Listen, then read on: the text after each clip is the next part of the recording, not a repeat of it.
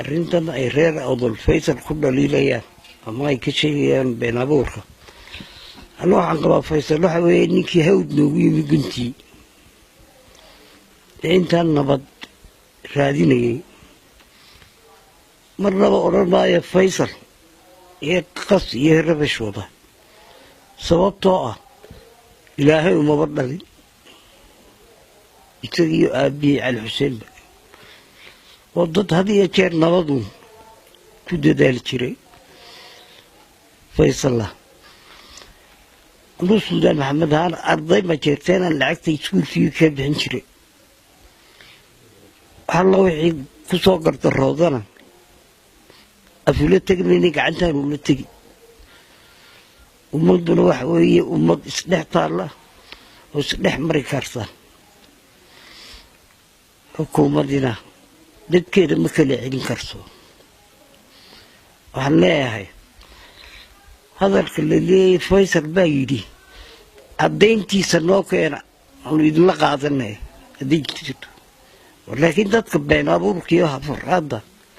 niman salaadiinaa tiladee ka xishooda waxaa ku hadlasaan waxaanu leenahay arrintaasi meelka dhac weyn ayay samaysay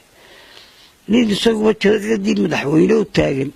inuu dad isku diro ma suurta geli karta waxaan jirin weeye waxaanu sheegayaa reer awdal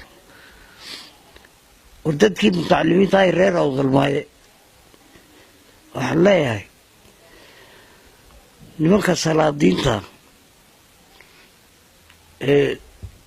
suldaan cawl fiiqlow hadda iga horreeyey magacyadooda rag odayaalanka oga halka bad idinku waxaa halka miidiyaha ka soo qabateen warkan faysal caddayntiisi baanu ka rabno haddii kale taxaal gula jooga ayaanu idinku xukubi madaxweynahana waxaan leeyahay muuse sidaa uu cawilo hadlay xaqiiq bay ahayd qoladii dowladda noo timi markaanu xasaasiyadoodii ka yaabnay nimankii etoobiyaanka ee meesha madaxda ka ahaa ayaanu naga daayay wixii xukuumadda ka socda xukuumadda wixii ka socda naga joojiyo dadkan dhaqanka ee cuqaasha waa in arrinta loo daaya arrintiina sidii way ku dhanwaatay markii madax dhaqameedka loo daayey wala dee nin madax dhaqameed oo fagaaro war ka yidhi caddayntiisaa laydinka raba waxa weeye shicibku meel kastuu joogaba shicibku waa walaalo waa isku mid cidna waxba loo diran maya xaggana wuu joogaa xagganna wuu joogaa weligoodba sidaasay iskugu dhex jirta puntland iyo somalilan dagaalkan siyaasiga ah ee ka socda tukarraq in shicibku ku milmaan ama madax dhaqameedku ku milmaan maaha shicibku waa sidiisii ka xaggaa joogiyo ka halkan joogaba ganacsigiisi way hore iskugu nabad iyo caana maaleen waa dad isku dhaqana waa dad isku diina waa dad isku dala waa dad ilaahay isxigsiiyey waxaan leeyahay yaan siyaasiyiintu ka faa'iidaysanin dadka shicibkoo waxaan jirin laga ugu ridin halkaa markaan ka gudbo odayaashii dhaqanka ee reer boorame yaan dhagaystay hadalladooda waxaa loo baahan yahay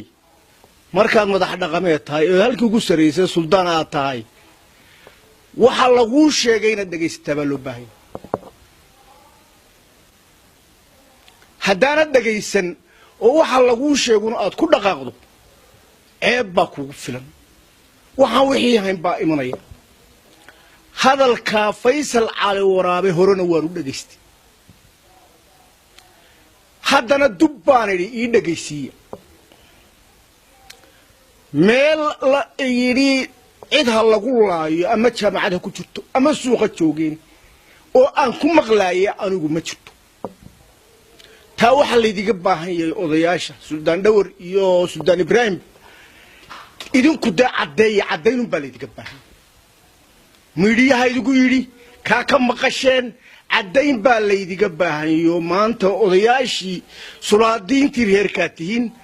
dhawaaquna meel dheer buu tagaa faysal hadday taasi ku caddaato annagaa wax ka qabanayn dawlad kale u tegi mayso cid kale u tegi mayso annagaa xaakimaynoo xukumayno suldaankii guud ee beesha Soomaaliland wuu la fadhiyaa suldaan maxamed cabdi qaadir taa annagaa ka go'aan qaadanayna haddaa caddayn weydaan waxay leedahay idin kale